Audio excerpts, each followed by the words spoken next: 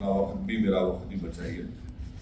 और इम्तियाज साहब ने पूरी तफसील डिटेल आपको बता दिया है, तो उसको रिपीट मत करिए। अगर आपको कोई सवाल है तो उसको पूछ लीजिए। और कितना टाइम है? हाँ, तो आपके पास 15 मिनट है। 1 2 3 4 5 6 तो 20 सवाल आप पूछ सकते हैं मेरे से। तो मैं गिनूंगा, 20 सवाल के बाद मैं जवाब नहीं दूंगा। तो आप लोग अब आप डिसाइड कर लो। हाँ, विदाउट माइक चलिए 5 पकड़ लीजिए, 25 कर लीजिए।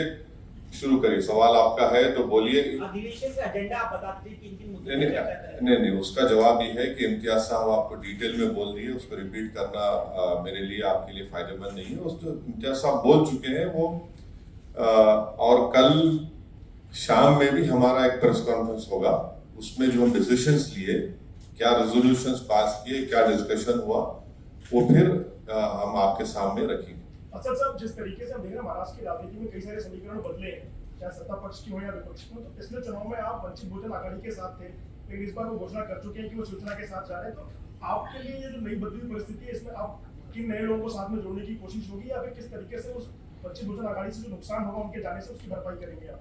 देखिए, एक बात तो मैं बताना चाहूंगा कि जब आइंदा साल लोकसभा के इलेक्शन होंगे, हम तो औरंगाबाद की पार्लियामेंट की सीट तो लड़ेंगे, क्योंकि हमारा सिटिंग एमपी है, और इंशाअल्लाह ताला वो कामयाब भी होंगे। दूसरी बात ये कि और कितने लोकसभा की सीट हम लड़ेंगे, इसका नंबर इम्तियाज जलील साहब, हमारे जो प्रेसिडेंट है, working president doctor Gaffar Qadri sahab जो मेरे बाजू बैठे हैं, वो सब मिलकर तय करेंगे। किससे अलायंस होगा नहीं होगा, ये आपको थोड़ा इंतजार करना पड़ेगा।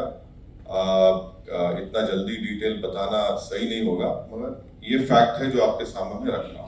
क्या फर्क पड़ेगा वंचित बहुजन आघाड़ी? आपका 2 सवाल हो, 3 हो गए। इसी सवाल में सर, उनके जाने से कितना फर्क नहीं, पड़ेगा? मैं उनको मुबारकबाद, वो जहाँ कहीं भी गए उनको मुबारकबाद। सर, आपने जुनैद नासिर के ऊपर ट्वीट करके ये कहा है कि सरकार, हरियाणा सरकार की ही रजिस्टर्ड गाड़ी है और कहीं ना कहीं मुसलमानों को हिंसा का शिकार बनाया जा रहा है। कैसे देखते हैं, क्योंकि इसको लेकर सीधे तौर पर नाराजगी दिखाई गई। देखिए, जो बोलेरो गाड़ी का रिपोर्ट एक यंग जर्नलिस्ट जिसका नाम अलीशान है, उसने रिपोर्ट किया है विद वीडियो एविडेंस कि वो जो बोलेरो गाड़ी है उसको इस्तेमाल किया गया था। जहां कहीं भी ये जो सो कॉल्ड गौ रक्षक टास्क फोर्स जो बना दिया गया है, वो लोगों पर आतंक फैलाते हैं, मारते हैं, पीटते हैं, उनको कपड़े उतार कर घसीटते ले जाकर उस हर जगह वो बोलेरो दिख रही है। और पुलिस ने भी ये कहा कि जुनैद को और नसीर को जिस गाड़ी में किडनैप किया गया था राजस्थान से और हरियाणा लाया गया था, वो यही गाड़ी थी। तो इससे ये साफ गवर्नमेंट की गाड़ी है, इससे साफ जाहिर होता है कि ये स्टेट वायलेंस है मुसलमानों के खिलाफ। और मोदी सरकार तो लेटरल एंट्री की बड़ी बातें आप लिखते हैं, तो ये गौरक्षक को भी लेटरल एंट्री दे दी कि आप सो कॉल्ड गौरक्षक, कि आप जो चाहे करो, जिसको मारना है मारो, पीटना है पीटो, गोली चलाओ। और हद तो ये है कि वो जो ग्रुप है, वो जो पर्टिकुलर ग्रुप है, उनका यूट्यूब पे सिल्वर बटन है। मैं देश के प्रधानमंत्री से पूछना चाह रहा हूं कि जब आप मुख्यमंत्री थे तो आपके बारे में बीबीसी ने 2 पार्ट का एक वीडियो सीरीज डाला, तो आपने अंग्रेजों के बनाए हुए गुलामी के कानून को इस्तेमाल करते हैं, उस पर बैन लगा दी यूट्यूब पर, फेसबुक पर।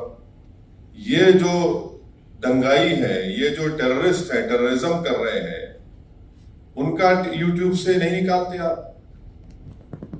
क्यों नहीं निकालते? क्योंकि आपका एक पॉलिटिकल पर्पस सा हो रहा है। वो क्या है कि मुसलमानों के खिलाफ एक नफरत को पैदा करो।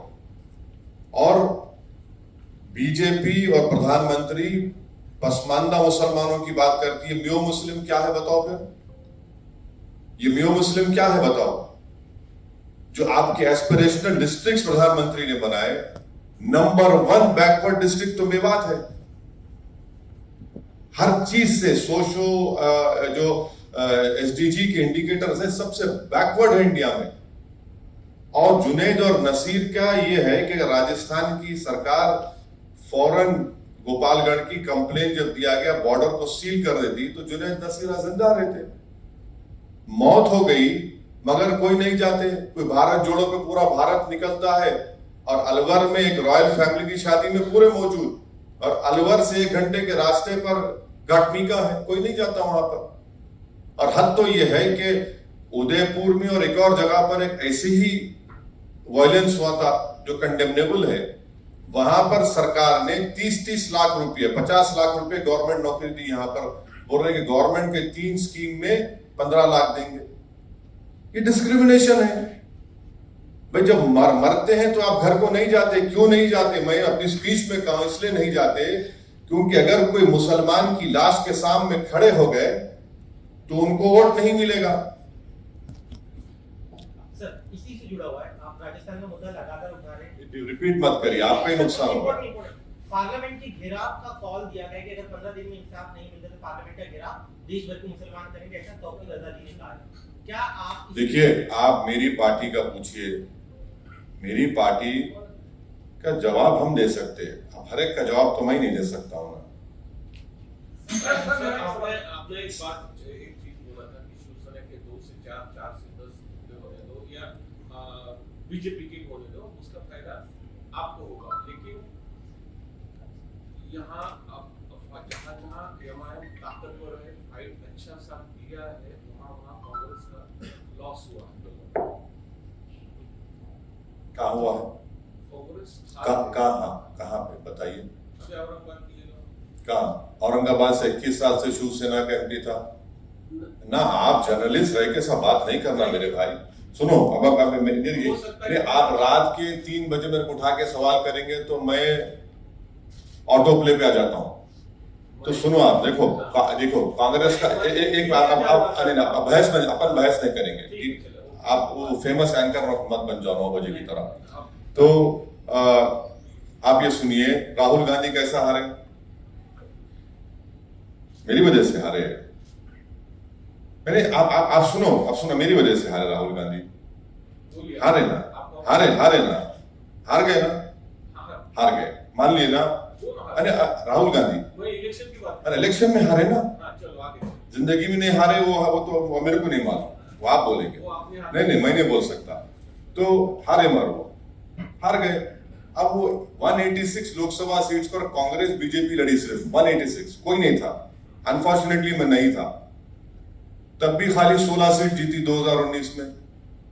मैं जिम्मेदार हूं। कब तक आप ये बात करेंगे? हम लड़ेंगे, और जो कोई भी वंचित समाज पे जुल्म करेगा, लड़ेंगे, जीतेंगे, हराएंगे भी उनको। ये अब सुन लीजिए, ये डेमोक्रेसी है, कोई तानाशाही नहीं है। ये जो एंटाइटलमेंट की पॉलिटिक्स की बात करते हैं ना, उनको लगता है कि ये क्यों आ रहे हैं लोग। अरे भाई, वो राजा रजवाड़े खत्म हो चुके हैं। ये जमहूरियत है, लोकशाही है। आप मेरे को रोक नहीं सकते। हम लड़ेंगे। हमारा संविधान इस बात का अर्थ किया है। जहां कहीं भी हम लड़ रहे, यूपी की बात करते, कितने सीट कांग्रेस लड़ी यूपी में? बोलो भाई, 400। बीएसपी लड़ी 400। ये सवाल उनसे नहीं किया जाता। क्यों नहीं किया जाता भाई? क्योंकि उन मुसलमान नहीं है। ये प्रॉब्लम है। चलिए, अभी 6 सवाल हो गए। सर, मेरा एक सवाल है कि पंजाब में एक बार फिर खालिस्तान का मुद्दा उठता दिख रहा है, जहां पर खालिस्तानी समर्थक अमित शाह जो कि गृह मंत्री है, उन्हें एक बात बताइए। हाँ, मैं समझ जानता हूं। एक बात बताइए, अगर वो भाषा, वो वर्ड्स अगर मजलिस का एक छोटा मेंबर दे देता तो आप लोग तो अब तक उसकी 1 नहीं 25 शादी कर दी होते टीवी चैनल के ऊपर। नहीं करे आपने। और बीजेपी भी बड़ी उसको उर्दू में एक वर्ड है, माने खैज, खामोशी। माने खैज खामोशी बीजेपी की है। ये समझ में नहीं आ रहा हमको क्या चल रहा है वहां पर। और तीसरा, कल आए थे ना छोटा रिचार्ज मुंबई में, उनसे पूछ लेते आप क्या हो रहा है। उनकी सरकार है, मेरी सरकार तो नहीं है ना। उनको भी पूछ लेते।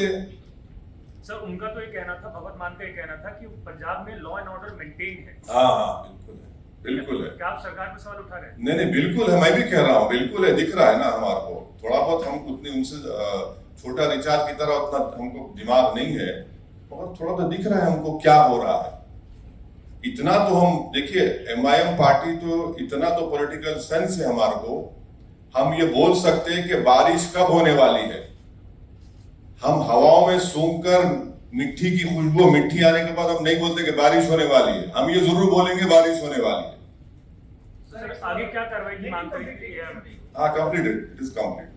सर एक सवाल है, मुझे दो सवाल है, लेकिन पहला सवाल ये है कि जिस तरीके से आप लोग आपने जिक्र किया कि डेमोक्रेसी है, हाँ, जिस तरीके से आपने बोला कि यहाँ पर डेमोक्रेसी है, तानाशाही नहीं है, हाँ, तो इसी से जुड़ा सवाल ये है कि जिस तरीके से आपने देखा शिवसेना के बारे में जो हुआ, इलेक्शन कमीशन ने जो डिसीजन दिया, तोड़ मोड़ पर जो भाजपा ने सरकार बनाई शिंदे के साथ में, हाँ, लेकिन बाद में जो इलेक्शन कमीशन ने जो डिसीजन दिया, बिल्कुल, जो चुनाव चिन्ह था वो चला गया। हाँ। क्या इलेक्शन के कमीशन के निर्णय के ऊपर आप किस तरीके से देखते हैं?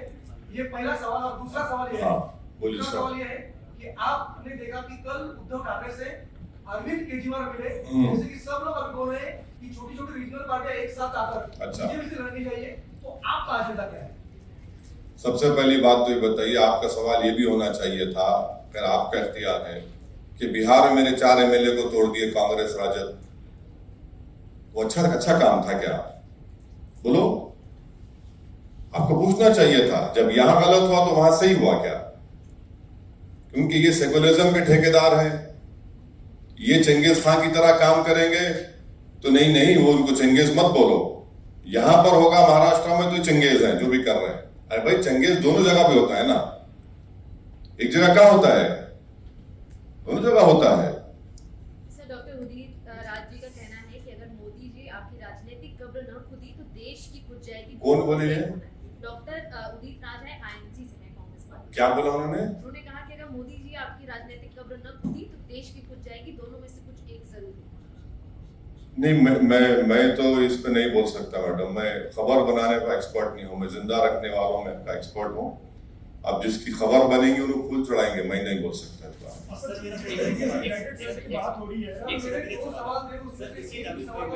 नहीं, दोनों दिया मैं, आप एक सवाल का भी जवाब है, इलेक्शन कमीशन के डिसीजन के ऊपर मैं दोनों दिया हूँ ना, मैं दोनों दिया हूँ, दूसरा जवाब था कि मैं दोनों दिया हूँ। आपको पसंद नहीं आया तो कबूल कर लो आप, मैं आपकी जरूरी नहीं है कि आपको मुतमईन करके जाओ। रीजनल पार्टी के ऊपर एक्टिविटी हाँ ठीक है, जब चुनाव, हम पहले ही इंट्रोडक्शन में आपने सवाल किया था, उसका जवाब दिया हूँ, आप अटेंशन नहीं है, बोलिए। मेरा सवाल ये है कि लास्ट महीने भी और इस महीने भी वाशी में, जहाँ नवी मुंबई में सकल हिंदू समाज की एक मोर्चा होने वाली है, लव जिहाद और गौ स्लॉटर को लेके, सर इसके बारे में आपका क्या ये उनको चाहते हैं महाराष्ट्र में जिले में ऐसा हाँ नहीं, ये तो है ना।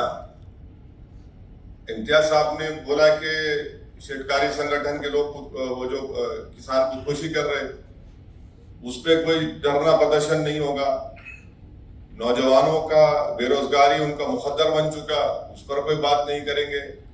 पर किस पे बात करेंगे? इन मुद्दों पर, ताकि पूरे माहौल को गर्मा के रखे, एक पोलराइजेशन होता रहे, गंदगी फैलती रहे, और पूरा बीजेपी और RSS यहाँ की सरकार उसके पीछे है। इसीलिए उसमें इस तरह के स्पीचेस किए जाते हैं, और सुप्रीम कोर्ट ने भी उसका नोटिस लिया है। सुप्रीम कोर्ट ने कह दिया कि सो मोटो एक्शन, तो देखते हैं सो मोटो एक्शन लेंगे नहीं लेंगे। तो बिल्कुल इनका एजेंडा है, यही तो एजेंडा है उनका।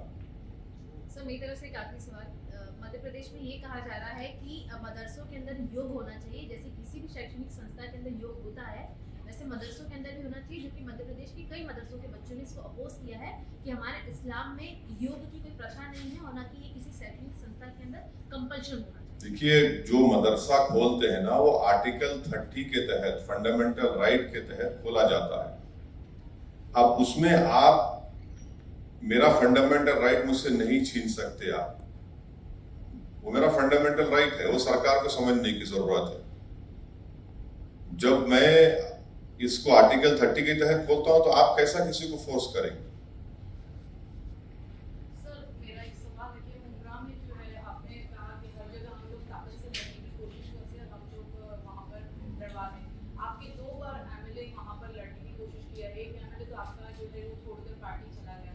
तो आगे जैसे आपने 2 बार देखा कि ऐसा हुआ है, तो 3rd टाइम आप कैंडिडेट चुनेंगे, तो आपने क्या उसके लिए एजेंडा तैयार किया है कि है तो वो जो कहावत है ना, दूध के जले छाछ को भी फूक फूक कर पीते हैं, तो हम दूध के जले हुए हैं। इंशाल्लाह पूरी कोशिश करेंगे कि जमीर फरोश, कफन चोर, बेईमानों को टिकट नहीं देंगे। सर एक सवाल और है कि 2014 में जो है पुलिस कभी भी आपको कहीं भी परमिशन देना नहीं चाहती, हमेशा रोका जाता है। पर 2014 में आपको जिस तरह आप हैदराबाद में घर घर जाकर जैसा आप ट्रेन चलते हैं, उसी तरह आपने मुंब्रा में भी कोशिश की थी कि नहीं, मुंब्रा में नहीं हुआ। सर आपको परमिशन भी मिली थी 2014 में, मगर आप होटल में रुके रहे, मगर आपको नहीं, गलत बात क्या है। वजह थी? नहीं, गलत बात है। 2014 मुंब्रा में मेरे को परमिशन नहीं मिली। अगर मिलती तो मैं बराबर आता। मैं तो कहता हूँ कि अल्लाह ने मुझे पैरों में मेरे पहिए भी पैदा किए हैं, तो चलने का मेरे को बहुत शौक है, मगर परमिशन नहीं मिली। और जब मिलेंगी इंशाल्लाह मिलेंगी, मैं जाऊंगा ना। अभी तो हम इसीलिए मुंब्रा में ही कर रहे हैं सब चीजें, क्योंकि एक महाशय हैं, उनको बहुत आसमान पे उड़ते रहते हैं, वो समझते हैं कि कुछ भी कर लेंगे, भी हम करेंगे। सर जिस संयुक्त विपक्ष की बात होगी, जो नहीं यूनाइटेड ऑपोजिशन की बात पे क्या कहना है आपको? संभव डिमांड किया है हिंदू परिषद और बजरंग दल बैन होना चाहिए। कौन? आईएमसी। हाँ, आईएमसी क्या आईएमसी क्या है? आईएमसी क्या है? इत्तेहाद मिल्लत कौंसिल। मैं नहीं जानता कौन सा ऑर्गेनाइजेशन है। अरे उनसे पूछ लो भाई, मेरे को क्यों पूछते? मेरा असल में 2024 में संयुक्त विपक्ष की जो बातचीत हो रही है, उसमें आप कितनी संभावना देखते हैं, या फिर आप किस तरफ खड़े हैं? अच्छा, आप उनसे बात करा दीजिए ना हमारी। आप हम चलो, मैं आपको इसके आ दे रहा हूँ, चलो बात करो। आपको भी देता हूँ मैं। आपको संभावना नहीं, आपको देता हूँ जिम्मेदारी, चलिए बात कराइए। हम तो बहुत बात करा दीजिए। अब मैं तो बोल रहा हूँ बात करा दीजिए। अब वो बात नहीं करके आप लोग चलाते, वो टीम, फुला टीम, ऐसा टीम। अरे वो बात करा दो ना। सर ठीक है सर लेकिन एक सवाल उससे जुड़ा हुआ एक सवाल है, आप उसका जवाब नहीं देना चाहते, लेकिन ये जवाब हमको दे दीजिए कि अगर रीजनल पार्टी एक साथ आती है तो क्या बीजेपी को टक्कर दे सकेगी? क्या अगले चुनाव में एक बात सुनिए, आपका एक्सपीरियंस एक बात सुनिए। तेलंगाना में 2014, 2018 के असेंबली इलेक्शन में बीजेपी कैसा हार रही वहां पे, आपको सोचना पड़ेगा। 2014, 2018 में बीजेपी को हरा दिए, बीजेपी नहीं जीती वहां पर। अब इस साल दिसंबर में होंगे, नहीं जीतेगी बीजेपी इंशाल्लाह तेलंगाना में। इसका क्रेडिट थोड़ा तो हमको दो। आटे में जितना नमक डाल उतना तो क्रेडिट दो मेरे को, इतना तो दिल बड़ा कर लो, उतना तो दो। आपको नहीं बोल रहा हूँ, आपको नहीं बोल रहा हूँ, मैंने आपको क्यों बोलूंगा? मेरा आप मेरे दुश्मन है क्या? पर्सनल आप जर्नलिस्ट है, अपना काम कर रहे हैं आप। सर मेरा सवाल होगा कि शिवसेना टूटने के बाद कई सारे जो पार्टियां हैं वो उद्धव ठाकरे के पास पहुंच रही हैं। आप भी मुंबई पहुंचे हैं। कितनी पार्टियां हैं जो उनके पास पहुंच रही हैं, उद्धव ठाकरे से मुलाकात करने पहुंच रही हैं? कल आम आदमी पार्टी पहुंची, उससे पहले सपा पहुंची थी, तो क्या आप वैसे भी पहुंचने वाले हैं उद्धव ठाकरे से मुलाकात करने? सिंपैथी है? नहीं सर, मैं क्यों पहुंचूंगा? मैं जनता के दरवाजे पर पहुंचूंगा। मैं गरीब के घर पे जाऊंगा, मैं जुनैद नासिर के घर पे जाऊंगा। विशालगढ़ में जो परसों दरगाह के सामने शिवरात्रि के दिन जो पटाखे दरगाह के तरफ मारे गए, मैं उस दरगाह के पास जाऊंगा। जिस पे जुल्म हो रहा है उसके पास जाऊंगा मैं। और जो लोग खामोश बैठे हुए हैं वो क्या बोलेंगे फिर? वो तो बोलना चाहिए ना उन लोगों को, कुछ नहीं बोलते। देखते हैं क्या आपका क्या सवाल था? आपके घर पर हमला किया गया दिल्ली में, उससे हाँ। पहले गोलियां चलाई गई थी, आपको घर में लगातार आपको ऐसा है ना, ये नामर्द लोग हैं, इनको हिम्मत नहीं है, तो इनको लगता है कि मेरे घर पे आके तो पत्थर मारेंगे। मैं इन लोगों से बोलूंगा कि बेटा नेक्स्ट टाइम जब तुम आएंगे मेरे को बोल के आना, मैं रहूंगा घर पे, जब पत्थर मार के दिखाओ। अरे क्या है ये? अच्छा, आपको मालूम कि मेरे जैसा ये कैमरा है ना, ये कैमरा, वो दीवार, उधर दिल्ली पुलिस का हेडक्वार्टर है, बाजू मेरा neighbour election commission of India है।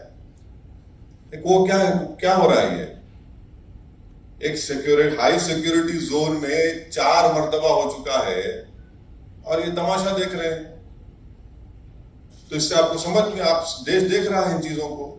खैर, देखिए मेरी जान की कोई अहमियत नहीं है, आप और हम जाएंगे इस दुनिया से, मगर जो आप जो चीज कर रहे हैं, लम्हों ने खता की सदियों ने सजा पाई का मामला हो जाएगा। हो गया अधिवेशन के बारे में आपके जो हो गया अधिवेशन का, आपको बोल दिया ना, शुरू में बोल दिया अधिवेशन। नहीं सर, वो आप सुन लो, चाहे तो जवाब दे दो, नहीं तो दे देंगे। सर, उत्तर प्रदेश में मायावती ने एक अलग फंडा यूज किया कि गणेश नहीं आती है, क्योंकि वो जो बीएसपी है एक टिपिकल समाज का पार्टी है, ऐसा उसमें एक स्टैंप लगा था। लेकिन जो उन्होंने एक नया फंडा इख्तियार किया कि हटी नहीं गणेश है, वो जीत गई। अभी उसके बाद जो हुआ सो हुआ। तो एमआईएम भी यहाँ पर या पूरे देश में कुछ ऐसा करने वाली है क्या सोचा? नहीं, बहुत कुछ सोचे हम, अभी आपको क्यों बोलेंगे? नहीं, आपको क्यों बोलेंगे? बोलना है बोलेंगे, अभी क्या जल्दी है? हमारे जरिए तो हाँ, आपके जरिए से ही फैलाएंगे, फिक्र मत करिए। मेहनत, लगन, निफासत का हसीन मरकज जौहरी, क्राफ्टेड जस्ट फॉर यू। मियार और एतमाद की रिवायत, जेवरात ऐसे कि आपका दिल जीत लें। जौहरी के दिलकश डिजाइन आपको दूसरों से मुनफरिद बनाए। हम हर किस्म की डिजाइन की ज्वेलरी ऑर्डर्स पर भी बनाते हैं, कोई यूं ही नहीं बनता। जौहरी, दुनिया भर के 15,000 से ज्यादा के डिजाइन मौजूद हैं, जो आपके दिलों को भाएं। इतने खूबसूरत डिजाइन की ज्वेलरी कहीं और न मिले। कारीगरी के असली मायने आपको जौहरी पर तशरीफ लाने पर ही पता चलेंगे। हर 916 हॉलमार्क ज्वेलरी पर only 4.9% wastage, no making charges. Jauhari, crafted just for you. Gold, diamonds and platinum. Opposite Success School, 7 Toms Road, Toli Chowki, Hyderabad.